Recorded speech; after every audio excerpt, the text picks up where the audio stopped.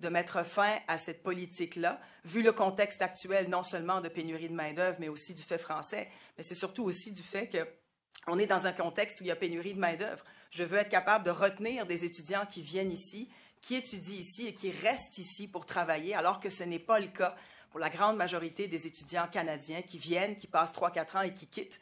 La déréglementation, comme je l'ai dit au cours des dernières années, la déréglementation a désavantagé de manière indue les établissements francophones. On n'a qu'à regarder les chiffres, il n'y a personne qui contredira ces chiffres-là.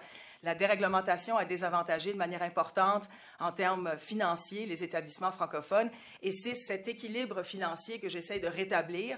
Vous comprendrez que le système au Québec, c'est un système public, c'est un système que le gouvernement finance de manière importante et donc je me dois comme ministre de l'Enseignement supérieur de corriger ce déséquilibre financier puis soutenir davantage le réseau francophone ici à Montréal et ailleurs au Québec. Si je peux me permettre de compléter, puisque votre question portait aussi sur la langue française. Oui.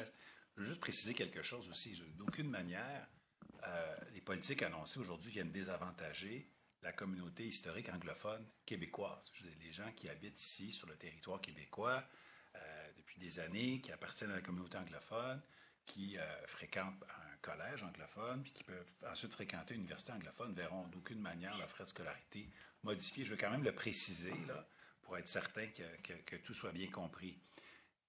Mais reste que, pour les Québécois, il faut quand même se poser la question, est-ce qu'on souhaite avoir 10 000, 20 000, 30 000 personnes qui viennent de l'extérieur, que ce soit des étudiants étrangers ou des étudiants canadiens hors Québec, qui ne parlent pas français, qui viennent s'installer au centre-ville de Montréal?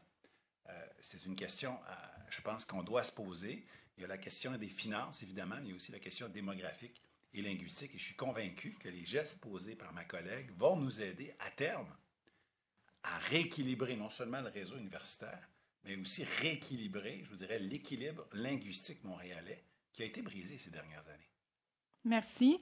Et en suivi, donc je comprends que vous récupérez un montant là, de cette hausse-là, que ce soit pour les étudiants hors Québec et aussi les étudiants internationaux, c'est bien ça, vous récupérez l'argent des deux? Alors voilà, il y a deux prix planchers. Il y a un prix plancher pour les étudiants canadiens, il y a un tarif plancher aussi pour les étudiants internationaux, mais effectivement, le montant forfaitaire qu'on vient récupérer, que le ministère vient récupérer, comme c'était le cas avant la déréglementation, avant la première phase de déréglementation en 2018, c'était le cas. Le ministère venait récupérer un certain montant forfaitaire. Donc, c'est ce qu'on va faire, autant pour les universités francophones qu'anglophones. Le montant forfaitaire est récupéré, puis je veux le mentionner parce qu'il y a eu quand même de l'information qui a été véhiculée qui était un petit peu erronée dans la mesure où c'est pas juste le montant forfaitaire ne sera pas juste prélevé chez les anglophones. Le montant forfaitaire est prélevé à travers le réseau, à travers tous les étudiants non internationaux. Et l'argent généré, la marge financière générée par la fin de la politique des étudiants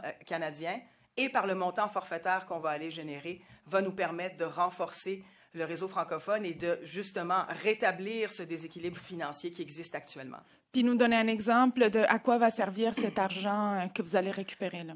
Oui, bien, il y a une série de mesures auxquelles on pense. Et effectivement, c'est pour soutenir davantage le réseau francophone, c'est pour accueillir davantage d'étudiants internationaux francophones, probablement d'aller augmenter le nombre d'exemptions qu'on accorde aux universités actuellement. Il y a plusieurs mesures sur lesquelles on planche. Je ne déclinerai pas chacune des mesures, on y travaille, mais il y a quand même une série de mesures sur lesquelles on planche actuellement pour être capable de renforcer le réseau francophone. Ça passe notamment par des exemptions, ça passe aussi probablement aussi par des ententes internationales qu'on va éventuellement renouveler ou renégocier.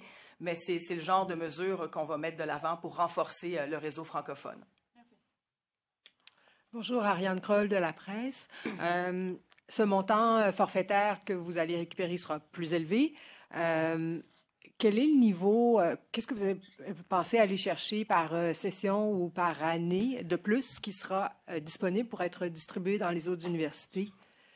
Écoutez, je ne déclinerai pas. Il y a vraiment des estimations préliminaires. Donc, il y a un montant forfaitaire qui va être récupéré sur le tarif plancher.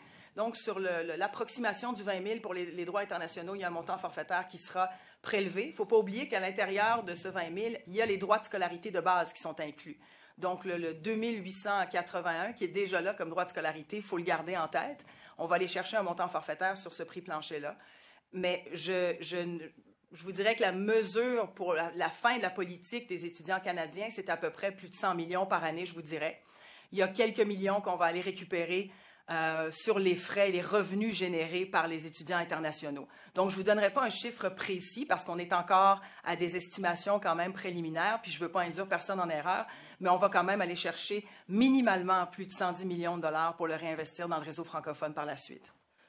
Tout ça en montant les frais pour les étudiants anglophones de l'extérieur du Québec puis du Canada à un niveau qui va être quand même plus dissuasif. Est-ce que vos projections sont faites sur les inscriptions actuelles, les niveaux de... Alors, les projections, en fait, la raison pour laquelle on augmente le droit de scolarité qui passe de 8 992 à approximativement 17 000, c'est ce que ça coûte au gouvernement du Québec actuellement en moyenne. Un étudiant CNRQ, donc un étudiant canadien qui vient étudier chez nous, ça coûte en moyenne à peu près ça, 16-17 000 $. Donc, on veut récupérer cet argent-là, on veut arrêter de financer au net les étudiants canadiens hors Québec. Donc, ça, c'est une partie du financement qu'on va récupérer. Et avec le montant forfaitaire sur les étudiants internationaux, on va également récupérer une marge financière à ce niveau-là. Et les deux vont nous permettre d'aller récupérer une marge financière assez substantielle pour soutenir le réseau francophone davantage. OK. Est-ce qu'on peut prendre pour acquis que la différence entre presque 10 000 actuellement et 17 000 ou 20 000, ça, vous le récupérez au complet plus que vous récupériez déjà? Bon, on va récupérer au complet ce qu'on investit pour les Canadiens. Ça veut dire on récupère vraiment ce que ça nous coûte au gouvernement du Québec, c'est à peu près 110 millions. C'est ce qu'on va récupérer. Pour les étudiants internationaux, c'est un montant forfaitaire qu'on va aller chercher. Mais le montant forfaitaire comme tel, je ne l'établirai pas tout de suite. Il y a quand même encore des approximations, mais ce sont des montants forfaitaires qui vont être récupérés sur les tarifs planchers. Parce que les universités, comme je le mentionnais dans l'allocution tantôt, les universités vont quand même conserver le droit d'aller chercher des revenus additionnels encore, comme ils le font actuellement dans la déréglementation. Ils vont pouvoir aller charger un montant discrétionnaire pour être capable justement d'aller chercher des revenus additionnels. Nathan Trottier-Lefebvre avec l'Université Concordia. Je veux juste m'assurer, vous aviez déjà parlé de ça un peu, mais est-ce que la hausse de frais scolaires seront appliqués aux universités anglophones seulement ou francophones également? Pour les étudiants canadiens, évidemment, la grande majorité des étudiants canadiens sont anglophones. 50 % d'entre eux même viennent de l'Ontario. Donc, évidemment, la hausse de scolarité s'applique sur les Canadiens anglophones puisque ce sont eux qui fréquentent l'université. Ce sont eux, évidemment, c'est la politique pour laquelle on finance le plus, c'est celle-là, ce sont ces étudiants